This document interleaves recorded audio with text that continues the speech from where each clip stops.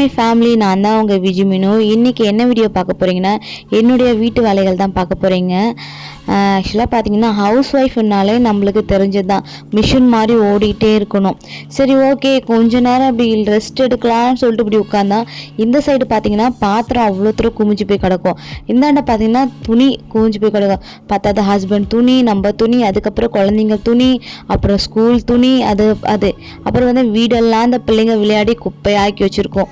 ஐயோ, நம்ம கொஞ்ச நேரம் இப்படி படுக்கிறனாலே நம்ம வந்து அசதியில் தூங்கிடுவோம். வீட்டு வேலையெல்லாம் அப்படியே இருக்கும். நம்ம செய்யறதுனால வேற யாரும் செய்ய மாட்டாங்க. சரி, அதுக்கப்புறம் நம்ம வேலை செய்ய ஸ்டார்ட் பண்ணால் மலைன்னு ஓடிக்கிட்டே இருக்குதான் இருக்கணும். அவை சண்முகி பாட்டு பார்த்துருக்கீங்களா? அந்த மாதிரி தான், மிஷின் மாதிரி பண்ணிகிட்டே இருக்கணும்.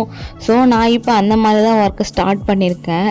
காலையில் எழுந்து சாப்பிட்டுட்டு தோசை சுட்டு தான் சாப்பிட்டுட்டு அதுக்கப்புறம் வந்து இந்த பெட்ஷீட்லாம் பார்த்திங்கன்னா பாப்பா கம்முனே இருக்க மாட்டா.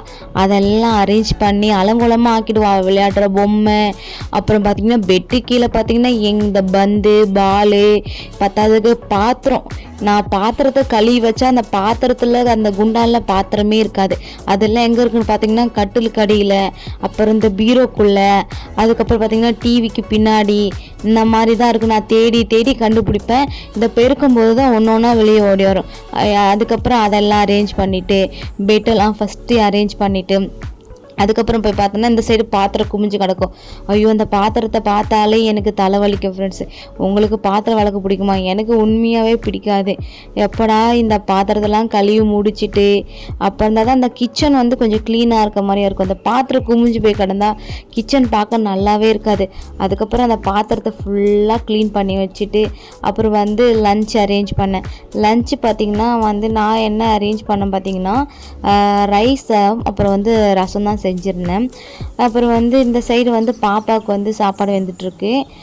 ஆக்சுவலாக வந்து பாப்பாவுக்கு வந்து இந்த காய்கறிலாம் போட்டு நான் வந்து பாப்பாவுக்கு வந்து ரெடி பண்ணிகிட்டு இருந்தேன். அவள் பார்த்திங்கன்னா ரொம்ப அட்டகாசம் பண்ணிக்கிட்டே இருந்தாள். கம்முனே இருக்க மாட்டான். வந்து நான் எந்த சமையல் அறையில் இருந்தாலே வந்து என் பக்கத்தில் வந்து உட்காந்துட்டு அம்மான்னு சொல்லிட்டு என் ட்ரெஸ்ஸை பிடிச்சி இழுத்துட்டே இருப்பாள். இந்த சைடு திரும்பினா இந்த சைடில் நிற்பா, இந்த சைடு திரும்பினா இந்த சைடு நிற்பா. சரிம்மான்னு சொல்லிட்டு இப்படி ஓடியாந்து இப்படி பாத்ரூம் போனாலும் பாத்ரூம் போக விட மாட்டாள். செத்த நேரம் என்னை விடவே மாட்டா. அவள் நச்சரிக்கிச்சிட்டே இருப்பாள். அவள் விளையாடுற அது மாதிரி நம்ம வந்து தூங்குற டைமில் வந்து பார்த்திங்கன்னா இன்னும் மோசமாக பண்ணுவாள். மூஞ்ச பிடிச்சி பூருவா, கண்ணை பிடிச்சி நோண்டுவா. பத்தாததுக்கு என்னென்ன பண்ணணுமோ இந்த சுட்டி குழந்தைங்க அனைத்தும் என் பொண்ணு பண்ணுவாள். அந்த மாதிரி இதெல்லாம். அதுக்கப்புறம் வந்து இவ தூங்கும் போதாச்சும் நம்ம வேலைலாம் செஞ்சு முடிக்கலாம் அப்படின்னு சொல்லிட்டு இவ தூங்கும் போது எல்லா வேலையும் ஸ்டார்ட் பண்ணி டக்குன்னு பண்ணிவிட்டு இவ தூங்கி சரி நம்ம போய் தூங்குறாலே போய் பக்கத்தில் படுத்து இப்படி தூங்கலான்னு இப்படி பக்கத்தில் படுக்கும்போது டக்குன்னு முடிச்சுப்பான். அவ்வளோ தூக்கம் போயிடுச்சா. இந்த மாதிரி தான் ஃப்ரெண்ட்ஸ் என்னுடைய ரொட்டீன் இந்த மாதிரி தான் போயிட்டே இருக்கும். ஆனால் என்ன சொல்கிறது, டக்குன்னு சரி சமையல் பண்ணணும், சமையல் செஞ்சுட்டு அதுக்கப்புறம் வந்து இவளுக்கு வந்து ஒரு வேலையும் செஞ்சுட்டு இவளுக்கு சாப்பாடு ஊட்டிட்டு அப்புறம் வந்து இவளை வந்து கொஞ்ச நேரம் இவ கூட ப்ளே பண்ணிவிட்டு விளையாடிட்டு இந்த மாதிரியே தான் என்னுடைய ரொட்டீன் போயிட்டே இருக்கும். அதுக்கப்புறம் பார்த்திங்கன்னா மாடியில் வந்து துணிலாம் வேறு காய வச்சுருந்தேன். கிளைமேட்டே சரி கிடையாது, வெயிலே அடிக்கலை. ஒரு நாள் வந்து வெயில் அடிக்கும். அந்த டைமில் நான் துணி போட்டிருக்க மாட்டேன், கீழே இருக்கவங்க வந்து போட்டிருப்பாங்க. அதுக்கப்புறம் மறுநாள் சரி நம்ம துவைச்சி போடலாம், வெயில் அடிக்கும் அப்படின்னு சொல்லிட்டு நம்ம துவைக்கும் போது இந்த வானம் என்னத்துக்கு என்ன அப்படி பண்ணுதுன்னு தெரியல.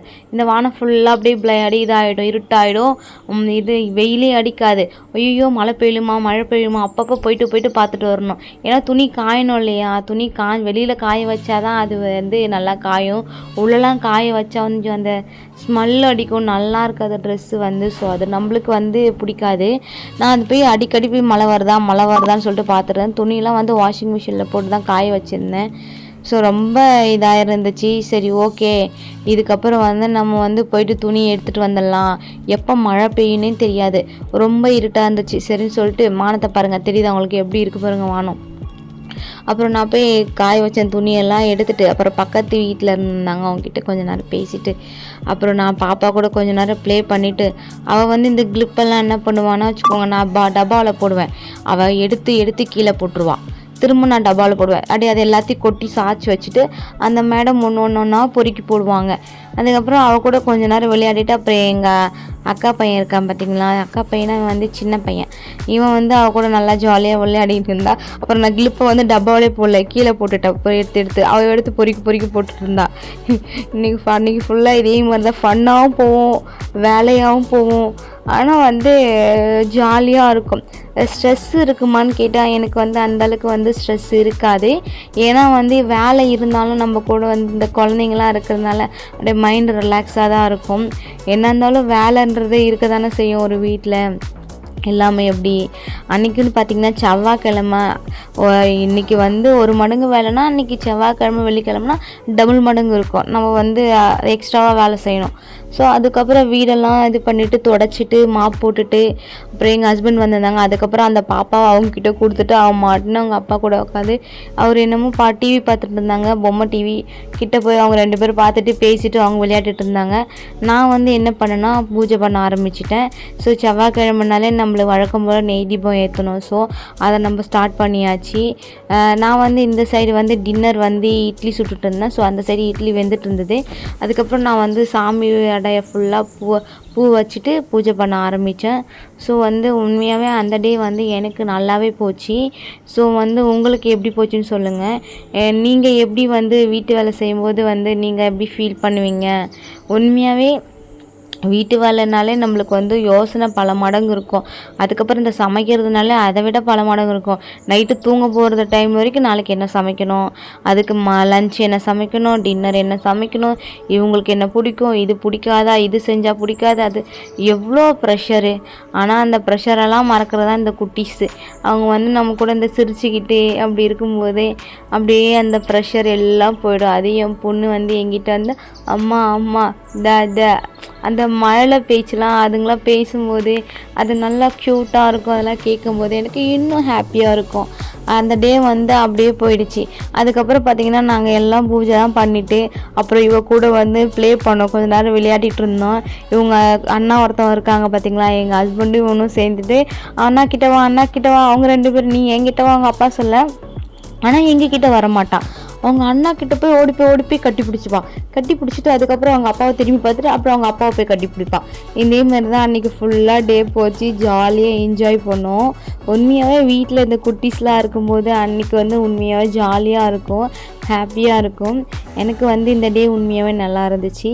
ஸோ என்னுடைய வீடியோ உங்களுக்கு பிடிச்சிருந்ததுன்னா மறக்காமல் விஜிமுல் சேனலுக்கு சப்ஸ்கிரைப் பண்ணுங்கள். வீடியோ ஃபுல்லாக பாருங்கள், ஸ்கிப் பண்ணாதீங்க. ஓகே ஃப்ரெண்ட்ஸ், நெக்ஸ்ட்டு சூப்பரான வீடியோ பார்க்கலாம். ஓகே, பாய்.